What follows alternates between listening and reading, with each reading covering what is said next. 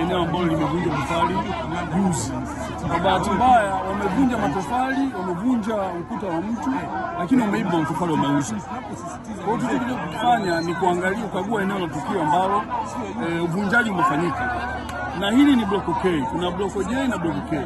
Block K ni eneo ambalo liko chini ya UTT na lenyewe halina kesi mahakamani. Block J ndio lenye kesi mahakamani. Kwa kama unavyoona wananchi hao wamehamaki, na hawa ndio wavamizi wa maeneo kama ambavyo inaonekana katika maeneo mbalimbali wamevamia na wametenganisha. Kwa hiyo hofu yao ni kwamba wanafikiri polisi tumekuja kuvunja vibanda vyao walivyovamia. Kwa hiyo hiyo ndio uhalisia wa eneo hili namna lilivyo.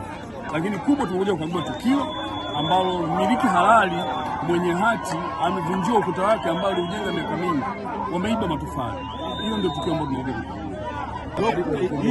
Hii haina usumbufu wowote na sisi tumehusiwa na haina mgogoro wowote, isipokuwa tunavamiwa kwa nguvu, na kama tukisogea sisi, na maana sisi hapa tumetoka maiti kwa hawa watu, sisi tumetoka maiti.